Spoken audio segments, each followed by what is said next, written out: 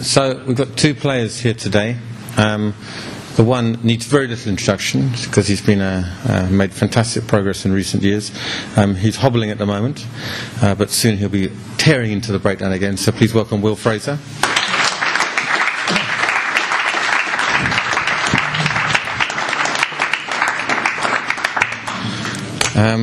And the other has been on a journey recently from the backwaters, I don't think you'd mind me saying, of Jersey rugby to driving Yannick du Plessis into the artificial turf at Allianz Park. Please welcome Richard Barrington.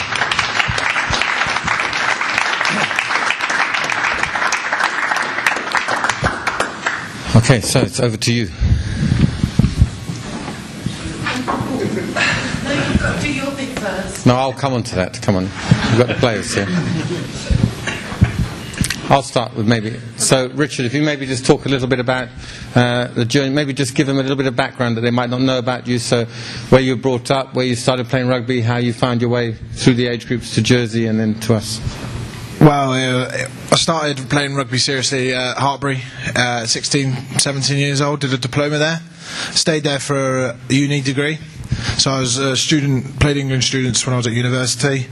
Had a few opportunities to go over places and stuff there back then, but I chose Jersey, so I went over there for a year. Played in the championship. Wasn't the best of friends with the coach over there, so didn't really have many opportunities over there. But luckily got spotted for Saracens on the back. I played LV last year at Worcester, and then came over this year and had a really good year so far. Really enjoying it. So you were brought up around Gloucester? Oh yeah, I was brought up around Gloucester. So Gloucester fan then? Used to be a Shedhead fan, but used to be. But looks like you got 5 fingers, 2 eyes. No, it's normal now. No, anyway. Very good. And Will, maybe just where you are. Obviously, you had a great time and you got the frustration of another injury. But if you can just sort of sum up where you think you are in your career and moving forward. Well, I had quite a good season last year. Unfortunately, hampered by injury towards the end, and obviously this season. So, I think the plan is to obviously get back as soon as I can with this and start playing for Saracens again and play as well as I can for the club, and then hopefully things may happen off the back of it. Fingers crossed. But if not, then obviously carry on playing here and just do everything I can really. And when are you expected to be? I get the screws out of my foot in a couple of weeks, and hopefully we're looking at a return, all going well, mid to late April. For the business end? For the business end, yeah. Very good. Okay, any questions, please? Yes. Yes, the club has got into the last stage of the Heineken Cup, so clearly is one of the best clubs in Europe. What more has to be done to be able to beat the likes of Toulon, Toulouse, Clermont, Leinster, that's not being done at the moment? Because we are about number 8 in Europe. What more do we have to do to be number 1 in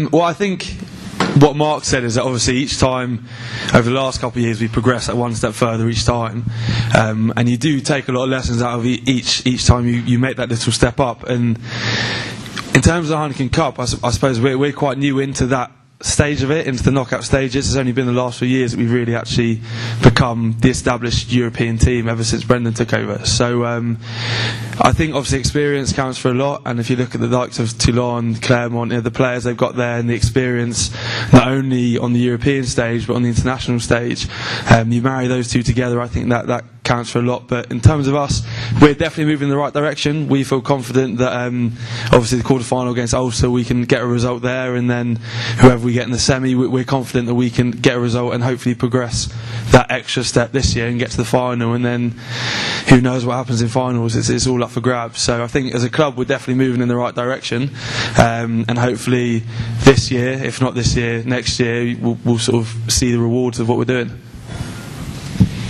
Anything to add, Richard? No, I think you summed it up. I think we all notice Brendan Venture arrives sort of every 4 or 5 weeks. Can you just explain a little bit about what his actual input is when he comes? What do you say from your side, Will? Well, I think Brendan does a lot behind the scenes for us in terms of recruitment and just looking after the club and make sure it's all running smoothly. But from a player's point of view, when he comes, he obviously is a very influential and inspirational figure. So when he comes, he's on the training paddock with us. He's having input here and there on the analysis of teams, analysis of us. So when he comes, it's very much as if he never left, really, to be honest. He's straight back in the mix, out on the pitch, and in the summer he'll probably have his bare foot on again once we've all got our boots, running around with us. But no, he's great, and it's always, when he comes back, it's always great to see him, and it's great that he's still involved with the club. Richard, you weren't here when Brendan was here, and we had the years of disciplinary hearings and dramas. And but have you noticed any impact of him around the club? No, I definitely do. When we were in South Africa, actually, it was the first time I met him on the pitch, and he came up and smacked me on the arse. I was like, "Oh, gee!" He's like, "Get lower, get lower." So yeah, he's a great coach and gets some inputs into the game. Yeah, definitely. I think that as the architect of a lot of what's happened at the club in the last 5 years is that he's very keen to stay involved. So he'll talk to Mark probably 3 or 4 times a week. I'll speak to him probably 3 or 4 times a week when he's not here. And then when he comes here, you can maybe best describe him as a legal substance, in the sense that it's just a bit of a sort of perk to everybody when he comes in, because there's a lot of energy, which is frankly a little bit overwhelming 7 days a week, so probably just once a month is about right. But he comes in and he just corrects people. And also the other thing that he gives us, which is very useful, is it's a kind of helicopter view of what's going on, because he sits in South Africa, he watches all the games, analyses them all online and on TV, because most of the Premiership matches are broadcast in South Africa.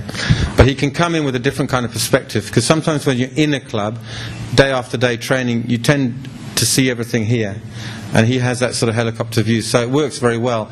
And I must say, actually, it's a lot of credit to Mark McCall and his ability to bring people in to make a stronger coaching team. That Brendan's still there, because there's very few clubs in the world in any sport where the former director of rugby welcomes the involvement of the previous director of rugby. And I think what Mark can see is what Brendan can bring to the club, and he's still very much at the heart of everything we do, and certainly a part of every decision that we make. And again, I'm going to tell you something now which is only going to be released tomorrow afternoon, but that the entire so if we can not put this on the message board until after tomorrow afternoon, that would be appreciated. But the entire coaching staff, so Mark McCall as Director of Rugby, Paul Sanderson, forwards coach, Paul Gustard, forwards coach, Alex Sanderson, forwards coach, Kevin Sorrell, backs coach, Dan Vickers, kicking coach, Joe Shaw, skills coach, Phil Morrow, performance director, and Joe Collins, head of medical, have all signed new 3-year contracts starting from next season.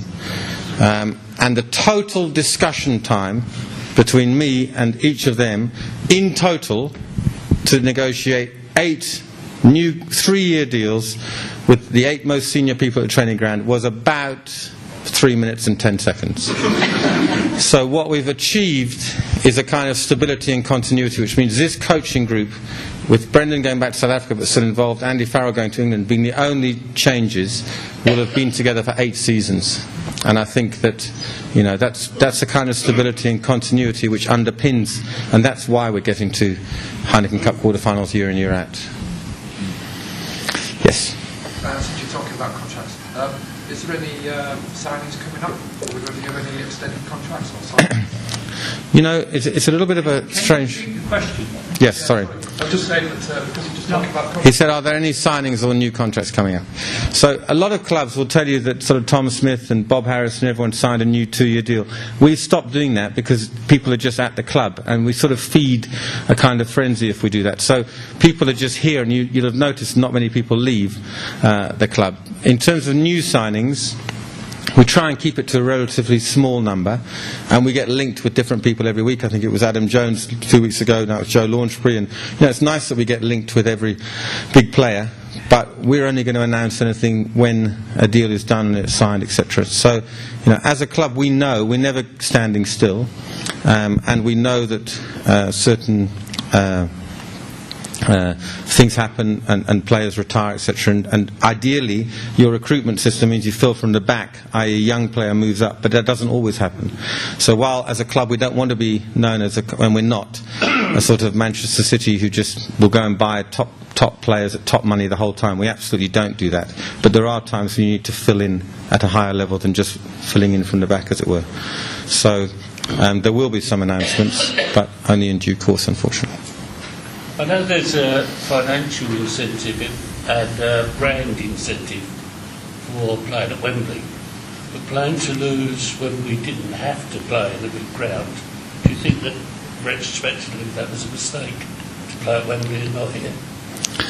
I don't know, Will, Richard, do you want to talk about the playing at Wembley?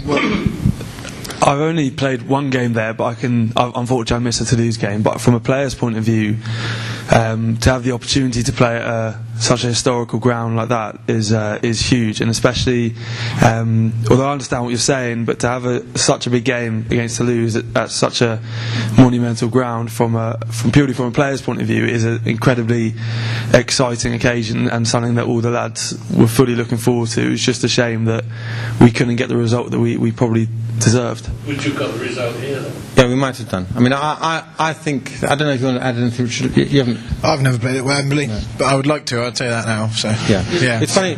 Genuinely, the players haven't said a word about that, and the players love playing at Wembley. I mean, our ticket sales for Harlequins are way ahead of any other Wembley game. You know, I can stand here almost certain to say we'll have a new world record crowd. I think we'll be full at 90,000, which will be a fantastic occasion. You know, and all our projections are for about 83, 84, and we've got plenty of weeks to go. So I think that we'll have a huge crowd at Wembley. It'll be a fantastic occasion with the Harlequins game. Then the question goes, in future seasons, do we play 2 at Wembley, and do we have that Heineken Cup game, or do we play here? So you definitely got Harlequins in March, and then do we have the round 2, usually round 1 in October at Wembley? And you're right, this place here, you know, that match that we've all forgotten in April or in May aside, you know, we win everything here, and this has become a real fortress. And the artificial turf pitch, you know, because it's new to other teams, is definitely a part of an advantage. So if you say to me, would we have a better chance of beating Toulouse here than at Wembley, we probably would. And that's why we have to make that decision, and the board will look at that in May to decide whether to have one game at Wembley next year, in the Harlequins game, or whether to have the Heineken Cup game as well. In terms of the branding of it, on the back of this march of success, you know, it's not unreasonable to expect a crowd of 70, 80,000. And so there are pros and cons to it. And the one thing I would say is that consistent, and Will wasn't briefed on the question, although I must say his answer was just about perfect, but is that the players genuinely love it because it is a fantastic occasion. However, we are aware, obviously, that we haven't won in the last 3 there, have we? Because of Harlequins, the draw with Leicester, and Toulouse. But equally, that Harlequins game we could easily have won. I mean, it was a tight game. Leicester, I seem to remember, we had a bad day at goal kicking, and Toulouse. So it wasn't like we've been overwhelmed by the occasion. All of them could have gone the other way. So it's a sort of 50-50 call, I would say. But we do enjoy playing here. Yes. So, do you see yourself or the club increasing capacity here long term so that Heineken Cup later round matches could be played here? So, if you wanted to. If we had won in Toulouse and had hosted a quarter-final, we would have applied to the council to take the roof off the south stand here and extend that terrace up to a sort of RDS-style terrace. Which would have taken the capacity of the ground to 15,000 for that game. So now that's a process we'd have to go through with the council. Every time I talk about that, it gets reported somewhere, and some local residents think we're trying to do it at 15,000 every week, which we're not. So we do have, because of the space we have at each end, we do have the capacity to take the crowd to 15,000. So we're confident that if we were to earn the right to host the Heineken Cup quarter-final, we could play it here. In terms of week on, week out, we obviously want to fill the stadium week on, week out. Now, last year we had 6 virtual full houses in the second half of the season. This year has been more difficult. The East Stand is virtually full every match. I mean, that's pretty clear. It's mostly season ticket holders. The North Stand is about 60%. The South Stand is community camps. and we've got a unique product by playing on the pitch. I think this year we've slightly got our strategy wrong by making the camps in different age groups, and we've probably been getting 700, 800 when we should be getting 1,100 in the community south stand. So that's a sort of administrative thing. But the challenge is the west stand, and I'm not sure how many of you sit in the west stand, but it is a reality that the seats at the top have a smaller tread. So for those of us who are quite tall, there's not much knees, and as a lot of South Africans discovered on Saturday, when it rains, obviously in the demountable section in front you get wet. So the question is it chicken or the egg? Are people not coming on the west side because of the facilities, or do we have to wait till they come before we look at that? So I think that at the minute our aim is to be 10,000 sold out week in, week out. We're on about 4,200 season ticket holders at the moment. We'd like to get to 6,000 season ticket holders, which I think we can do with events like Saturday, which certainly grow our audience. And then we'll look at what we do on the west. But at the minute, I think we're happy here with a capacity of 10,000. Sorry, the lady, and then over here. Despite the weather, we did enjoy the match on Saturday, and we had a great group of South Africans around us. I wanted to know whether you actually learned something playing the South Africans in their type of game. Did you hear the question at the back? The question was to the players, having played against the Sharks on Saturday, did they learn anything from playing against South Africans? Richard? Well, I learned South Africans are very big and powerful because they were quite strong ball carriers. But no, definitely, especially like some of the technical spots, like in scrums and stuff, they're different to the English prop. Yeah, but no, definitely, they're a lot bigger. So just go lower, yeah. So learn how to go lower. Will, have you played against any South Africans at any time? Well, we train against a few most days, and then against, not for, yeah. So, yeah. No, they have a different style of playing. I've probably picked up a few Afrikaans words here and there, which come in useful. But no, yeah, they just have a slightly different style. As Rich says, they're all pretty big and strong, so I think you have to change the way you tackle when they run at you. But apart from that, they're fairly similar to here. Just as Rich says, they're just usually a lot bigger. When you think that probably 6 of that Sharks pack that started would be Springbok starters at the moment, with the entire front row, Peter Steph, du Toit, Willem Alberts and Jean Dazel. So it's... Yes? Just a comment on the capacity thing we were talking about just now. Not much evidence when we were at Wembley of people coming back to Vicarage Road afterwards. It's a bit too soon to say here, but the South Africans around us in this stand last time on Saturday, quite a number were talking about coming back, which we hadn't heard before at Wembley. And I don't know if that is just the stand, whether it was the event or what. But yeah, South Africans tend to be a bit like Texans in the sense that the idea of travelling somewhere is a bit odd. So they need to get here, and that's one of the reasons why we wanted to have the Sharks game, because we wanted to have a game that would draw the South Africans here. Now, people say the South Africans live in Wimbledon, and that's true. There's a lot of them there, and in fact, there is a direct train from Wimbledon to Mill Hill Broadway. It does take an hour because it takes a bit of a sort of loop via Manchester, but it does. But you can read the paper on it, and there's no stop, and it's about £17 return, so it's pretty decent really.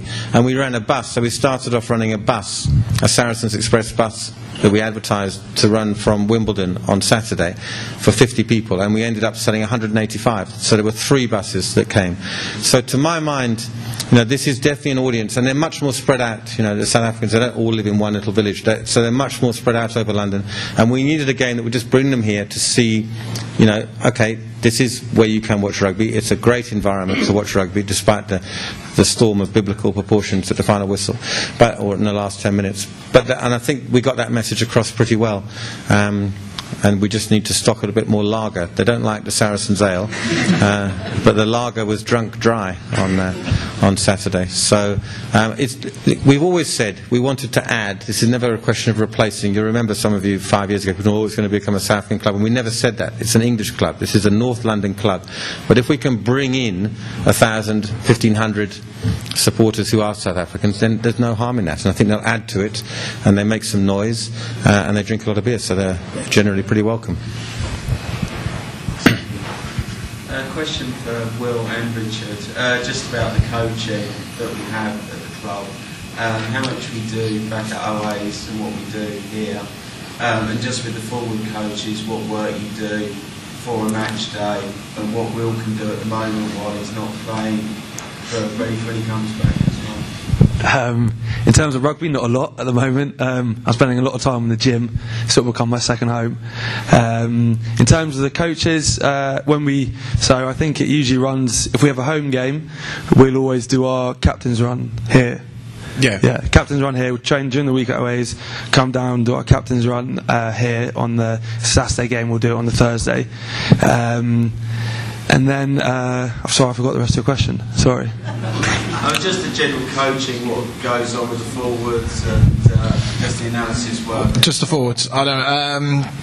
We normally do a unit session 3 times a week. So we'll have Monday. We'll go through triggers, the line outs. Steve will take charge of that.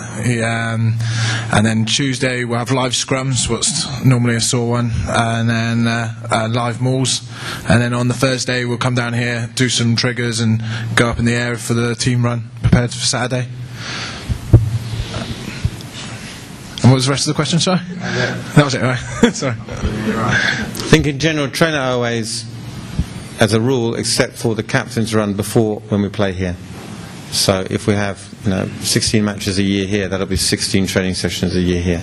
And the captain's run, as you know, is always, there's the match day, there's a day off before the match day, there's a captain's run, and then there's a day off before the captain's run.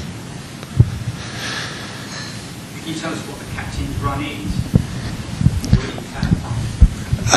Pretty much we'll have a meeting before, just going through the game plan for the game. That'll be up in the players' lounge. We'll have a cup of soup as well, and then we'll come down. We'll go through some maps of plays we're going to do, and then we'll do some. We'll split into forwards and backs. Then we'll go through what the forwards have to do around the corner, or what our Guzzi's plan for us. I'm not sure what the backs do there or something, but and then we'll come back together. We'll go through attack together, and then we'll do some defence together, and then we'll just split and do our own extras, like line kick-offs, and the kickers will do what they have to do and stuff like that, and that's pretty much it. Traditionally, captain's run is usually done the day before a game. It's a very light session, sort of 50%, 15 minutes run through, but we do it slightly differently, whereby the captain's run, more often than not, tends to be one of the harder sessions of the week. That's why we have the day off in between that and the game, just to recover. And it's pretty much, we sort of run 15 on 15, and it's as full on as you can get without it actually being full on, if that makes sense. And the defensive team or the attacking team is set up to play like the team we're going to play against, so that the team that's playing on the weekend, is that right, gets the opportunity to defend. So the coaches, you cannot exaggerate the amount of work the coaches do, in the playing. I would say without doubt we have the hardest working players, but without any doubt we have the hardest working coaches. So a question for Richard, actually. Have you found, how much of a change have you found coming from the Championship to Premiership? I mean, I've got to say, you seem to get better each week. Very impressive. Just keep on doing it. Thank you. There's a massive difference. Last year I was in the Championship team. I was in a relegation battle. It was a massive difference. I've gone from the bottom of the Championship to the top of the Premiership. But in the Championship, there's a lower skill base. There's lower players. Like when you make a mistake in the Championship, you won't be punished. When you make a mistake in the Premiership, you'll be 5 points down, maybe 7. So there's definitely a massive different skill level into the Championship. Scrummaging, you'll find yourself in the Championship. There's some old tight heads who've been there and done it and got a few tricks up their sleeve. So coming through the Championship was a big learning curve as well, like to do with the scrum and stuff. That I feel like helped me. So it's been a good ride through the Championship, but more fun in the Premiership. Yeah, more fun in the Premiership, yeah. Yes. Appreciating commercial confidence. A few years ago, the poor old owners were putting in millions of pounds, and I remember you bemoaning the fact that Watford had very little other income. I was just wondering, what can you say about how things are going here in terms of the overall income of the club and the bar, and how things are going in the rest of the use of the stadium? Look, it's dramatically transformed. I mean, it's a completely different club, I would say. If I just deal with the rugby and then the non-rugby, the rugby is okay, but for me it's massively frustrating to think that we're sitting here in January and we've got 4 more home games this season plus knockout matches. So basically we've constructed this fantastic venue for rugby which is only going to be used 4 times, maybe 5, maybe an LV Cup semi-final, maybe 6 times between now and September. You know, which is really ridiculous in a way. So, and the picture can take more. So, that's frustrating, but that's all to do with format of competition. You know, we did something this last weekend that some people thought was bonkers. Now, you know, we had no injuries and it all went off well, but it just shows that we had 2 games here. You know, and the team on the Sunday played bloody well on the Sunday. You know, it was a good game of rugby and there was nothing lacking in that. So I'd just like there to be more rugby. You know, play more competitions and get more into it. Now, I sort of said to the coaches this morning, I said, look, if we had 11 players out with international duty and we're still able to put out 2 teams, a Saturday team and a Sunday team, I thought, well, there's only a couple of players short of playing 3 teams at a weekend. And so I thought... In terms of non-rugby, we have a fantastic facility here for social functions and conferences, and the social functions are going very well. So we have a large number. We have a kosher kitchen down that end, which means that we're the largest, most comfortable facility for Jewish functions, whether it's bar mitzvahs, Jewish weddings, and we're getting an increasing number of those. So that side of the business is going very well. We're also the ideal conference venue for any conference with delegates coming from outside the M25 or north, because hitting here we're 12 minutes from the M25, straight down the M1, junction 2 and straight in. So why would you go to the Emirates or any one of these other places, or even into central London, when you can come here 12 minutes from the M25 and with parking for 1,000 cars? So as a conference venue, it just takes a bit more time. We would love to just go like that and it happens, but it all goes through agencies, and we had 6 agencies here at the weekend. At the back and then here. I was thinking after last weekend, and sort of just allied to what you were saying, we could perhaps start branding our own rights, grown out of P1. But sort of on a more serious note, is there anything that can be done or will be done with the fields that we park in? Yeah. So P1 there and P3 there are both look worse than they are. I know that's not much consolation because you'll still get muddy when you walk on them and stuff, but there is a mat. Now, we did not choose to have that there, obviously, because we're in the green belt, and you know, sometimes we mustn't forget that this stadium is, and it's other people that tell me this, is the most significant development in the green belt in the last 20 years in London. So to get the planning permission through, remember this is a planning permission that at the Outlook, people who should know said we had no chance of getting. They said they'll never let you build in the green belt, yet here we are. And part of that was that we would have these green car parks. So instead of just laying down tarmac, we'd have these green car parks. So what is under there is a plastic mat. And the plastic mat, you know, will hold, and that's why the car parks look muddy, but there's no chance of, you know, it's not like a field. It looks like a field, but it isn't a field, if you know what I mean. And what will happen next year, because don't worry, I'm on to them the whole time, because I'm saying you sold us this product, you know, it should work. And what happens is that as the grass grows, it binds down, it then holds down the mat, and it creates a surface. What happened is that there wasn't enough growth from when they were laid in the summer to bind it down. And so we need just one good year's growth to get the grass to hold it down. So we're slightly, you know, we closed it at P1 at the weekend, which caused a little bit of disruption, which we need to communicate more effectively on. And I know some people were sent off other places. But we're still, you know, in terms of P1 and P3, I'm not giving up the ghost yet, because I'm quite happy to say at some point, look, this simply isn't working, we've got to find another solution.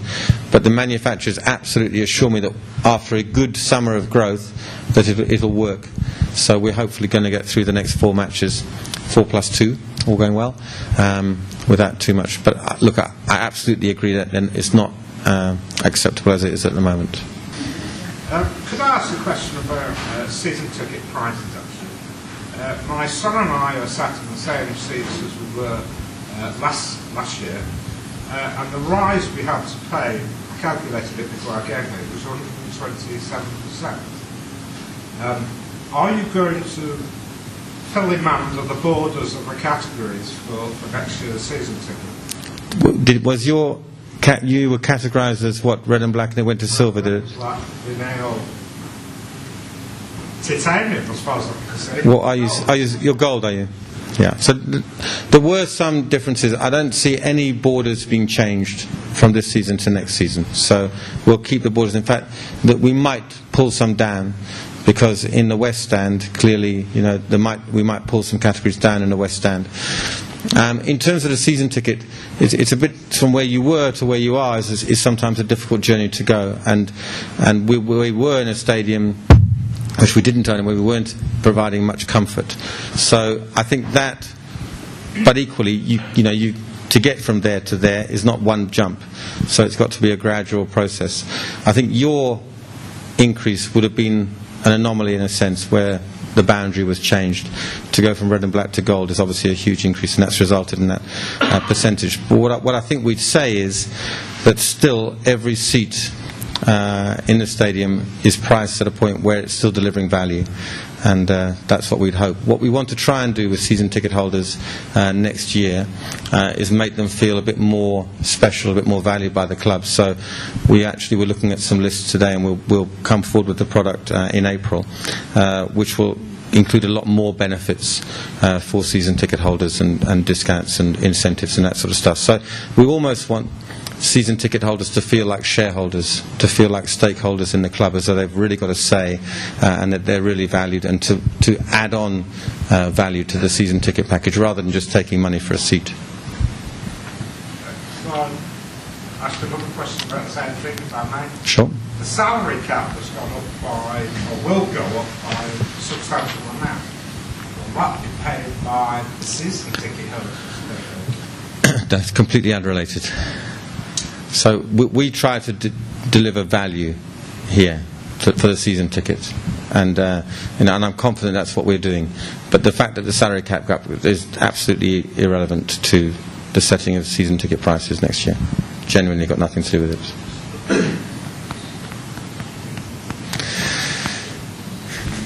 Will, you've had two significant injuries over the last year. How do you get up in the morning and knowing that you're going to face the gym where all your mates are going out playing and taking part in games and that? Do you find it difficult to actually stay part of the squad, as it were? No, not really, to be honest. Well, obviously I had my one back end of last season, and then as soon as I got this one, literally within sort of being in the hospital after the game, within 5 minutes being there, my phone was just going mad with all the boys texting, calling, asking how I am, and the conscious effort that the rest of the squad have made to sort of keep me in the loop, and especially at the start of it, was quite humbling, to be honest. And then in terms of the training, I've had obviously had the 2 recent ones, but coming through the academy, I had a few serious ones as well. So I've been through the process before, which in hindsight has actually served me quite well this time round. And the quicker you make peace with the fact that it is what it is, it's what you signed up for, it's part of the game, the sooner you can just crack on with what you need to do in order to come back as fast as possible. A lot of players, I think you find, sort of dwell on it and you get down about it, and that actually slows up the whole process, because if you're not mentally in the right place to start with your rehab and to start with the training, it takes longer to actually get back on your feet, if you like.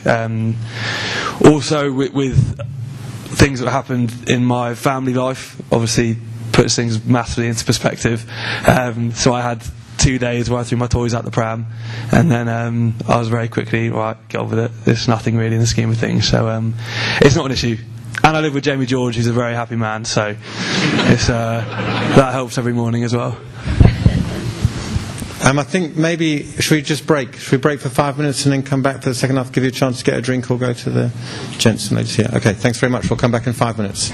So if I can just resume just a couple of things. First of all, as I said before, the game at Wembley is selling exceptionally well, so it's an opportunity for you to bring friends, obviously if you're season ticket holders or if you're casual, to come, and I would say most have booked their Wembley seats, but if not, then please contact the ticket office and do that.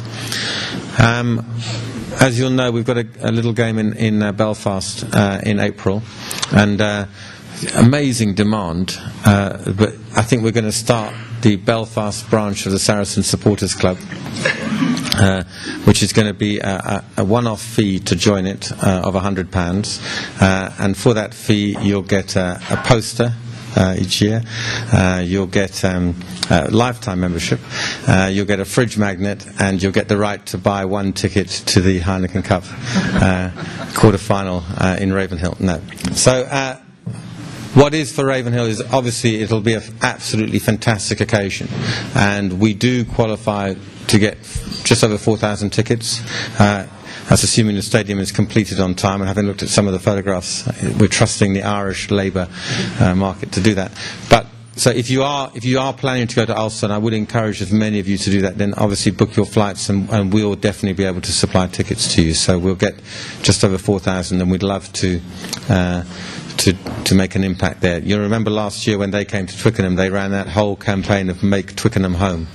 So next week we're going to be launching the Make Ravenhill Home campaign. Yeah, they'll love that. Anyway, but it will be a great occasion. I think, these things is, we have these great occasions, and I know it's not that easy to get there, but Belfast is not that far away. Yeah. Do you have a choice about it being Saturday at 6:30? That's quite an awkward time in terms of... Yeah, we have absolutely no choice at all. And, at the end of the day, we can't sit and complain, because television pays, which enables us to run the business and have the team that we do that we enjoy. So, and just on that, just for what it's worth, no one was more angry about the switch of the Northampton game than I was, because it absolutely is not what we wanted to do, and I hate changing games at 8 weeks' notice, and we argued long and hard with PRL about that. But as I said, at the end of the day, BT Sport have proved fantastic partners to Premiership Rugby. They can't broadcast every game at the weekend. Gloucester are playing Bath on a Saturday. Gloucester have already moved 3 fixtures from a Saturday to a Sunday this year, so they worked out that we've only moved 2, so we had to agree to that. But I am taking it up with PRL and saying it's just not fair on supporters to change matches at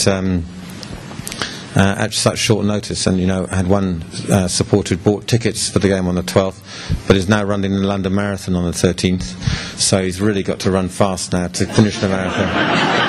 I tried to point out to him this is an incentive to run even faster to get to the game, but it does mess people around, and as a league we shouldn't be doing that. And I pointed out to them that actually BT or anyone else would have known back in July that they were going to broadcast Northampton Saracens Northampton here, and so we need to look at our procedures and try and avoid these late kick-off changes. That said, we do recognise that BT Sport have been fantastic partners, and they have given us the courage to try and reshape European competition in a fairer way, which I think will be successful in that battle. But that's part of the deal, I suppose. Talking about BT Sport, whoever decided that when the matches are televised and we're away, shown at this club, I think it's a brilliant idea, and must contribute towards the atmosphere of being a club if you can't get to the away matches. That was Mr. Duckworth sitting on the right over there. I told him it was a stupid idea, but look, no, people like it. No, yeah. It won't stop people going away if they can. Great. But if they can't... You want to give your Valentine the perfect night?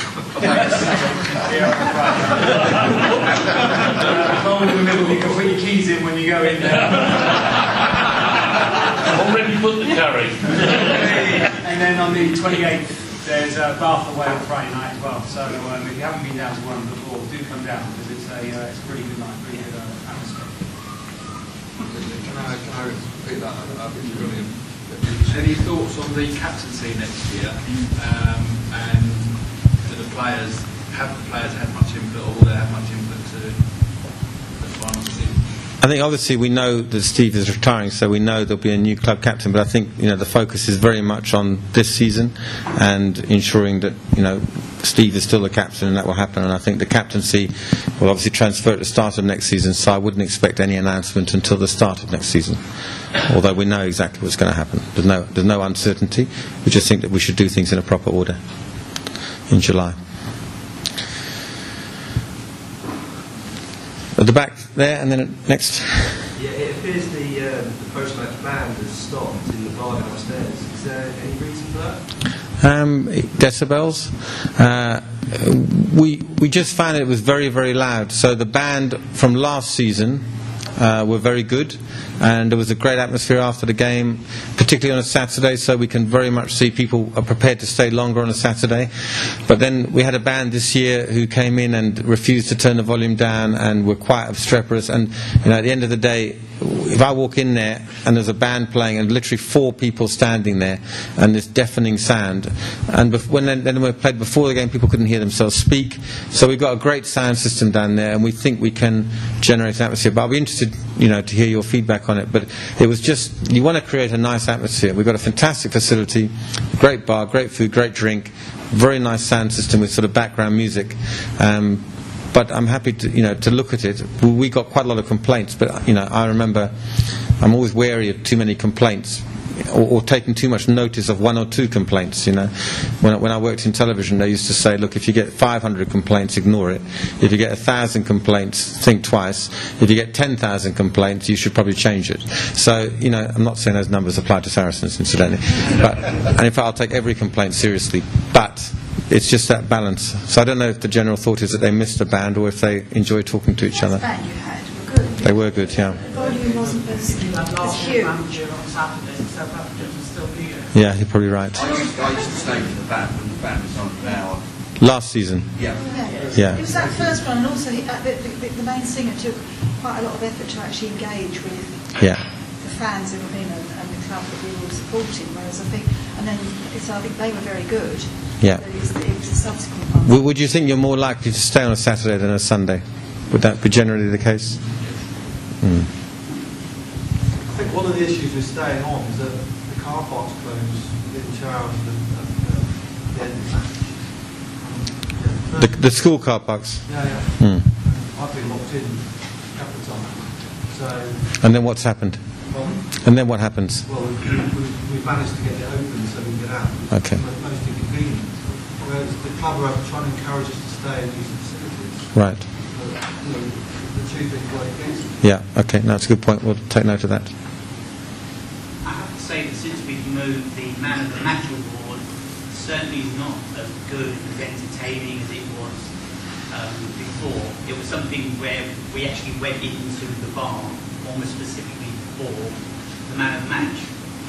Now, I don't know whether it's because of the sound system, but you have to kind of move from where you are to actually go almost in front of the stand to actually hear it.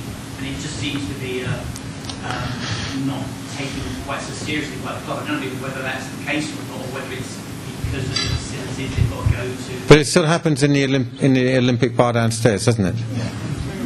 Yeah, it's getting drowned out. Very quick. It doesn't last any length of time. I mean, that might be down to Richard Hill, who always seems to know the little nuances and the things that perhaps players wouldn't want to talk about, but we force them to talk about. So it was very entertaining. Maybe 5-10 minutes. Okay. Man of the match now tends to be you can't hear it, and when you do eventually get to the stand to actually try and catch, it's finished. Okay, we'll look at that. What happens is the man of the match is hopefully if we won, they sing the song and the guy comes straight over without changing. And I'm not sure the order he goes, but we can look at that because he obviously comes to the hospitality lounges up here as well and the Olympic bar. But it should be quicker, and the sound certainly should be excellent. There shouldn't be any issue with the sound, so we need to check that. Okay, that's useful. Thank you. Go back question, it would be easier with the band now because the band had people round Had the sound set up. and they stopped and you knew what was coming. Okay. And then you had the stage. Okay. Which is... Okay. My observation about the sound is I think it's microphone use. Because, for example, Richard's interview on Saturday on the pitch, we could hear more clearly than I've heard a player interview before. And I think it's using the microphone as much as it's the sound system. Yeah. Yeah. I didn't notice that as well, actually. Okay. Natural. Yes? Just a question for Richard. Who's the hardest opponent you faced this season in the Premiership today? And who are you looking forward to playing against coming towards the end of the season? Is that any kind of player or prop forward? Let me think. No, I wasn't involved in that one. That went back quite quickly, didn't it? Northampton was definitely my first game. Obviously, nerves were there. Thrown in the deep end, hard, tough game. I would say that was against. I've forgotten his name now, but he was a tough guy. The Tongan. Waller. No, the Tongan. He held his weight down and stuff. But I love a round 2 against him anyway. Thanks. Yes, at the back. Being positive and looking to the future, when we beat Ulster over there, yeah, we qualify to host a game in our country. Who dictates where that game is held, the venue? The wise men at ERC. But we do have input, so let's have a poll here. So there's basically a choice of 2 grounds. So the one would be Twickenham, and the other would be Stadium MK. So it'll be either of those 2. So let's raise your hand if you'd prefer to play that game at Twickenham. 4 and Stadium MK. Okay. I'm thinking, from what I'm hearing, that the Stadium MK will be the likely. Not just because you've said that here. When we went to the semi-final last year, yeah, there was no atmosphere whatsoever. There was probably about 25,000 crowds. No atmosphere for 100,000 crowd capacity. Yeah? 80, yeah. 25%, less than 25%. Yeah. It was hopeless. Yeah. No atmosphere whatsoever. And I think ERC, to be fair, are aware of that. So, it will be, if we go through, it will be Claremont or Leicester. Yeah.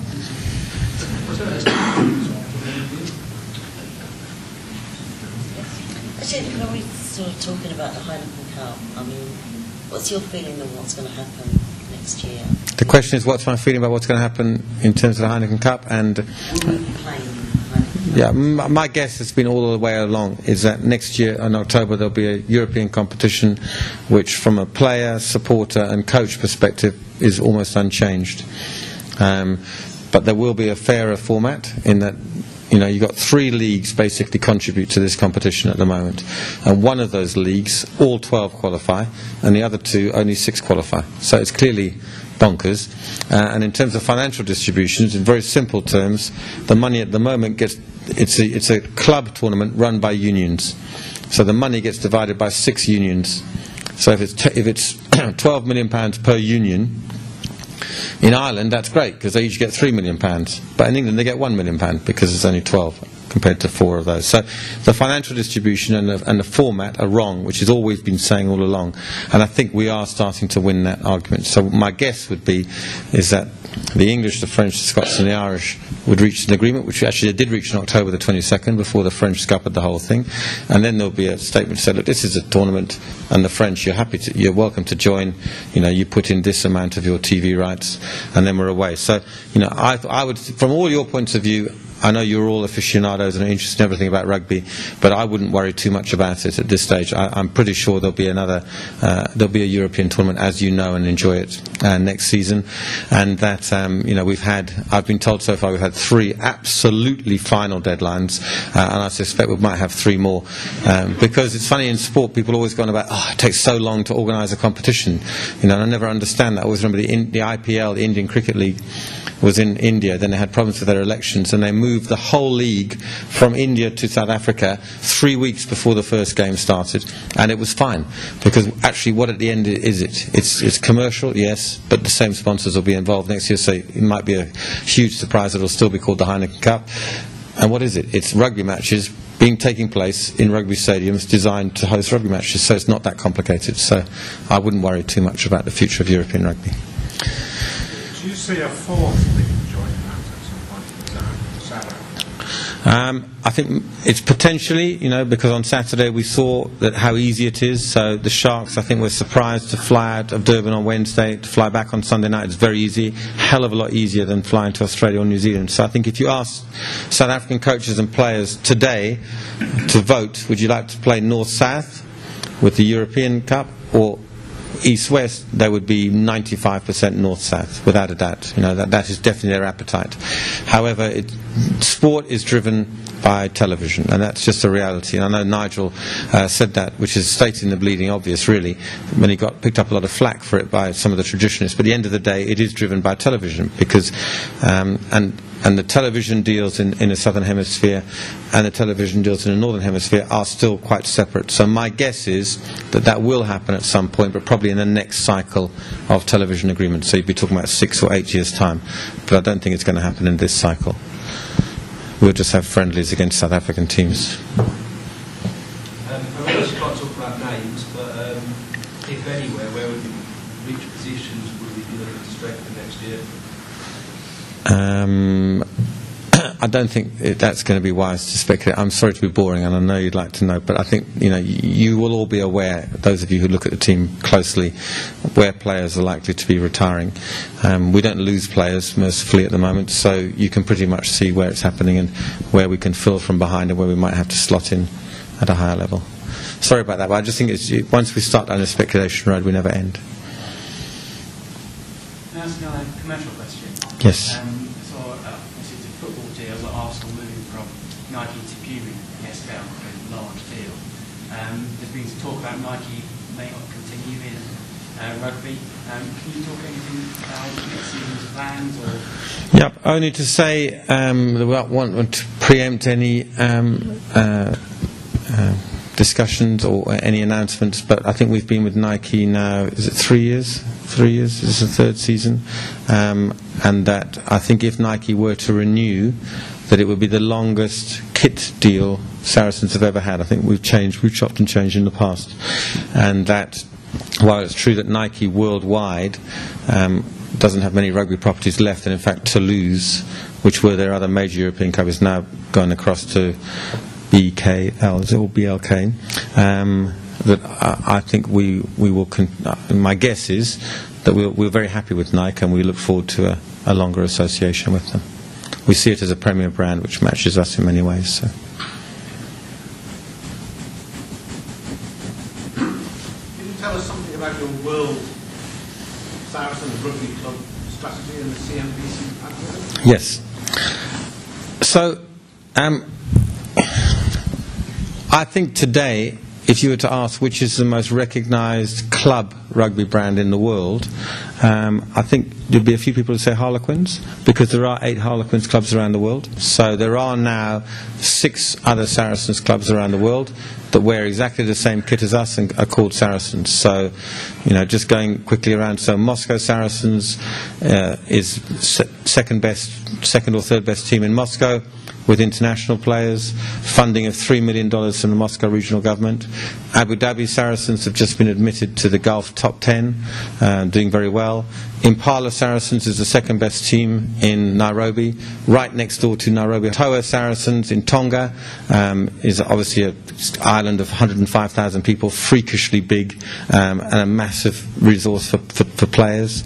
And Sao Paulo Saracens in Brazil. Again, Brazil injecting huge amounts of money into rugby. Sao Paulo Saracens Bandeirantes finished third in the Brazilian Championship, again full of internationals at 7s and in 15s. And then Kuala Lumpur Saracens in Malaysia. So if you look at the programme, we go for Brazil and Russia because they're huge economic powers which are investing huge amounts of money into rugby because of Olympic inclusion. So, the big picture is the Olympic Games is going to change rugby, because it makes it an important game in countries around the world who previously didn't even know it was a sport. That's going to put this huge gust of interest, of commercial interest into rugby, and we want to put some kites up in the air so that we catch that wind and drive our brand forward. So I'd say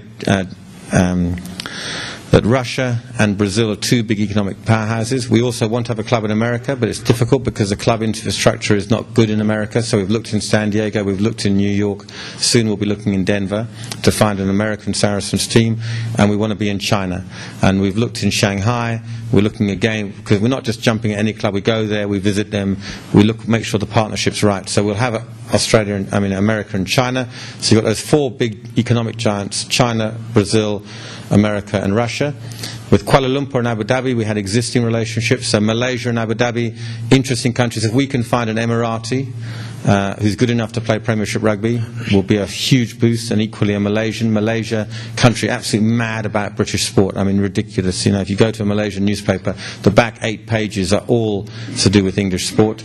And then the other 2, Kenya and Tonga, are recruitment gold mines, genuinely gold mines. I mean, you walk around Tonga, as I did in June, I mean, it's just unbelievable. This island is completely obsessed with rugby. On every television it's rugby, and they're literally huge. I mean, the women are huge, and the men are huger. And in Kenya, a very interesting country, Kenya, but the west of Kenya, there's a tribe called the Luo tribe, which again are physically big, strong, fast athletes. So we're sending Brendan to Kenya in March to go there and to talent spot.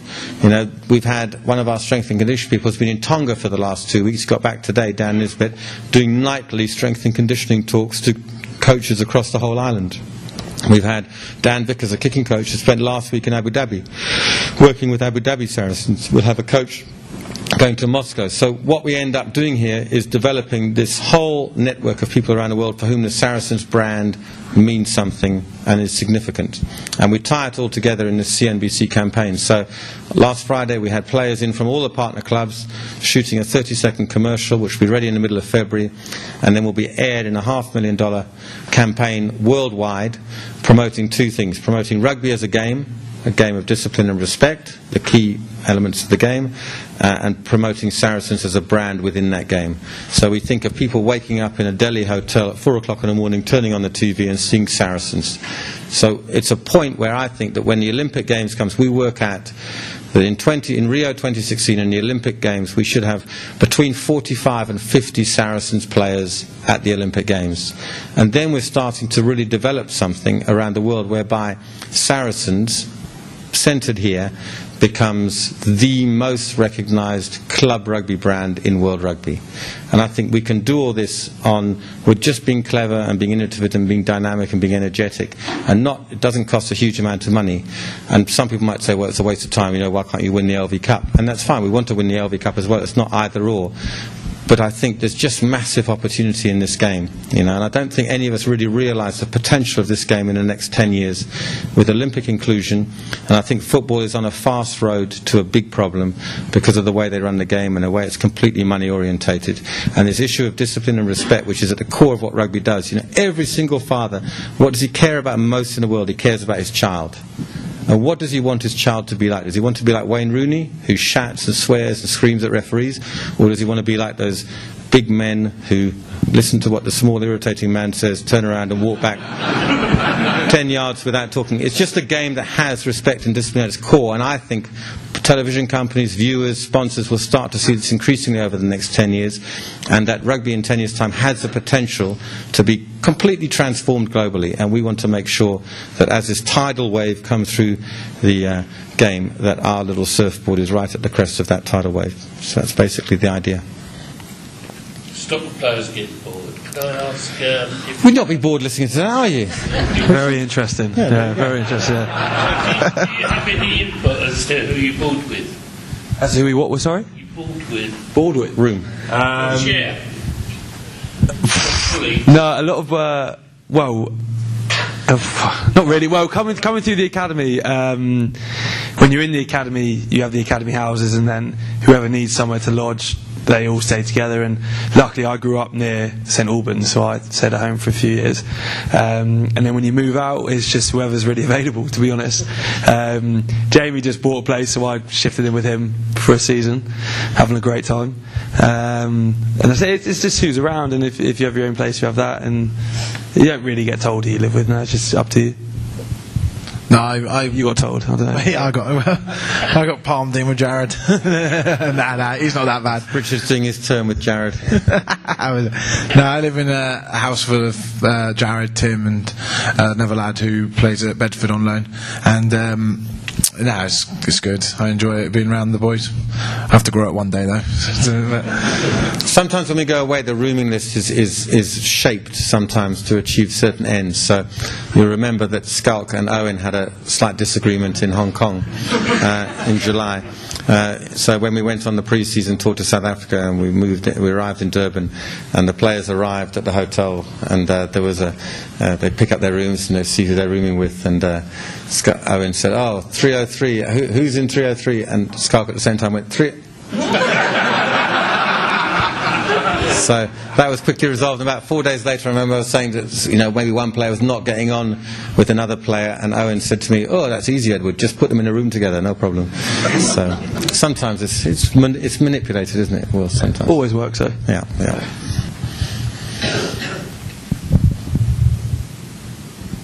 Yes. Let's ask about attraction of coming to play the Saracens.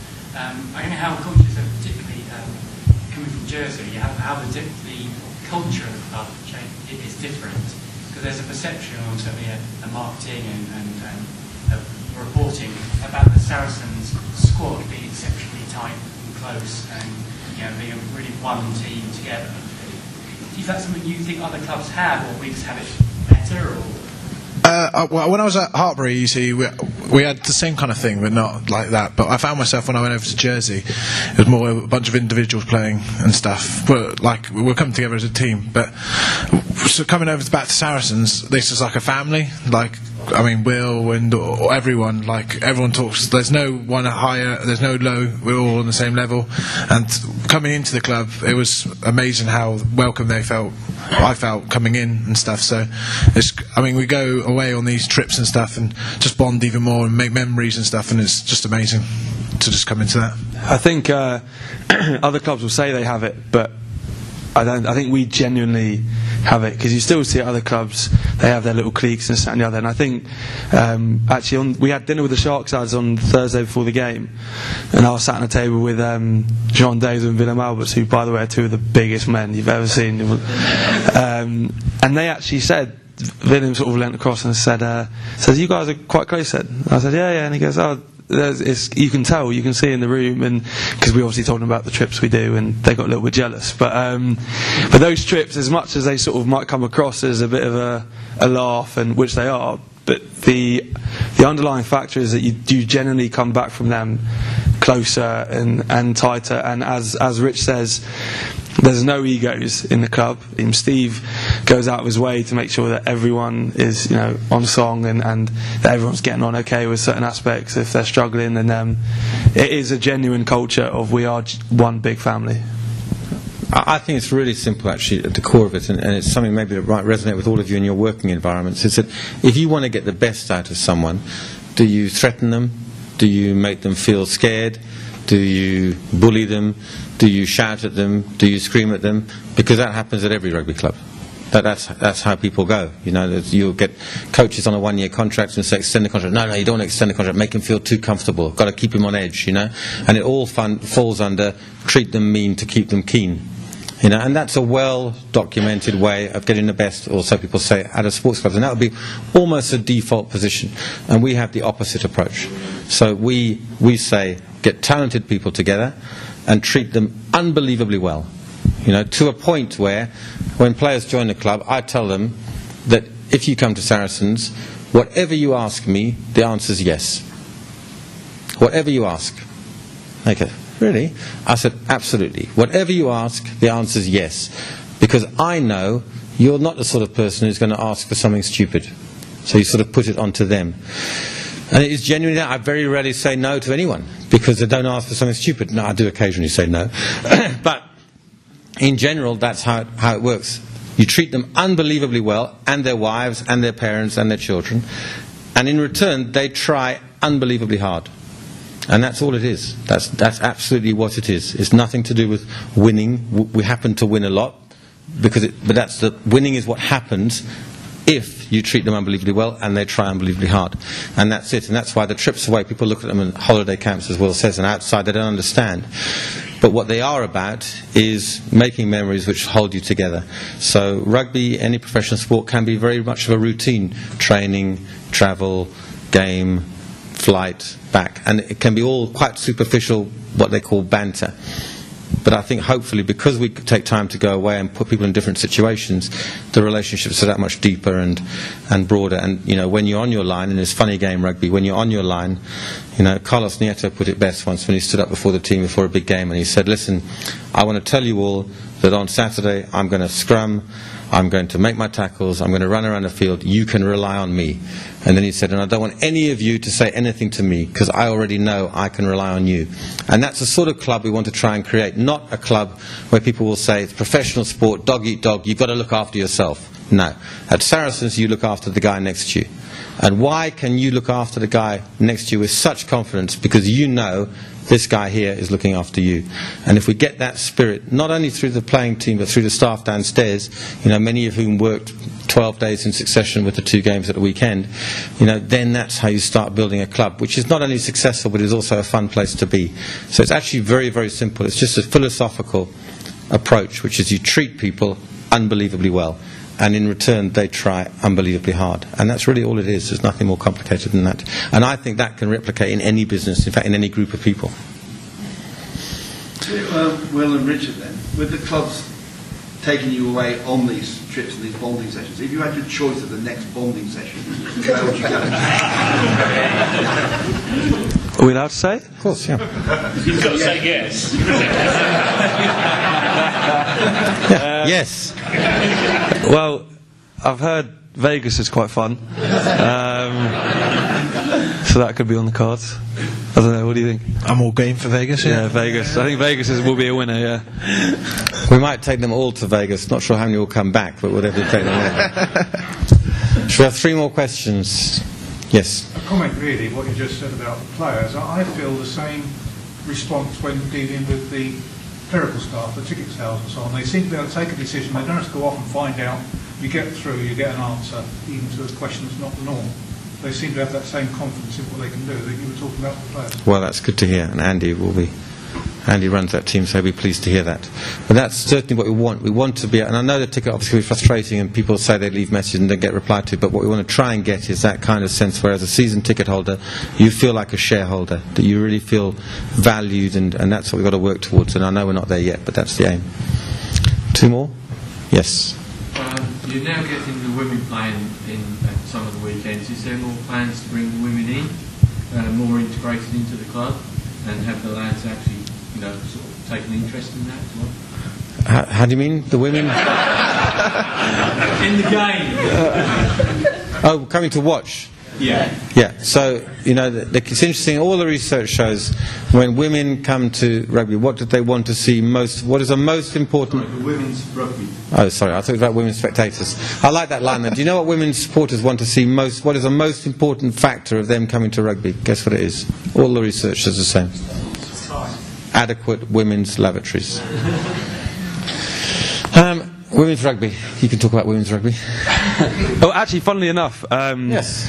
coming through the academy, we used to have when we were at school, we used to have Tuesday night training sessions, and they'd actually bring some of the Saracens women's players along to train against us. So I remember I was about 15, 16, and Maggie Alfonso came down to train, and so you're sort of there, and you're thinking, we're doing a rucking drill, and the academy coach at the time sort of set up the drill and said, right, off you go, and she was over the ball and I was going to ruck, and I was thinking, I've always been taught not to hit girls and this, that and the other. Do I go full on here, or do I... So I sort of went a bit half-hearted and didn't do a very good job, and then it turned around and she's absolutely walloped me back like 10 yards. So I thought, right, okay, game on here. So then it was but yeah, but in terms of the question, I mean, I think that's your field, Edward. Yeah, no, but they do play, and they are playing more and more matches here. So that's the great thing about the pitch, that we can have more and more. We'd like to have bigger school matches here. Now, I spoke about using the stadium more. I'd like to have big school derbies here and create occasions, and the same with women's rugby as well. So I think the RFU put out a tender to have some women's internationals here, and we responded positively to that. So it's definitely an area of the sport that will grow, and we'd like to be part of that as well. Do we have one more question? Yeah. Yes. Are we going to start playing more on Sundays? Because Saturdays I can't come to. Okay. You know. And you could, you know, telly obviously changes it to a Saturday or Friday or whatever, but Sundays is a day we want to come. Yeah. I mean, what I said before that our preference was for Saturdays, for lots of reasons that people can stay longer, and in general I understand your personal circumstances might be different. But the reality is that by the end of the season, if you look at our 16 home games, we're going to be roughly equal between TV and, because of TV, between Saturday and Sunday, and I think that's pretty much what it is. In fact, if you look at it, it's not much change from Vicarage Road. It might be 1 or 2 either way. But it's because we tend to be televised a lot, the split is pretty much equal at the end of the day. So it's largely out of our hands. It's not a simple choice of when we can play, and that's why I said that actually at the end of the year we're going to be pretty much equal onto Saturdays and Sundays. The only thing we'll never hear is obviously we're not a Friday night club. We'll always be on a Saturday or a Sunday. So that all of you, thank you very much again. As I always say, you know, there's 3 of us who are paid to be here tonight, and you're all here because of your passion for the club. So thank you for that, and thank you for the feedback. And I would encourage you to give as much feedback as possible, so particularly on the bar and the music and that sort of stuff. It all helps greatly. And also to Richard and to Will, thank you very much for your time. Thank you.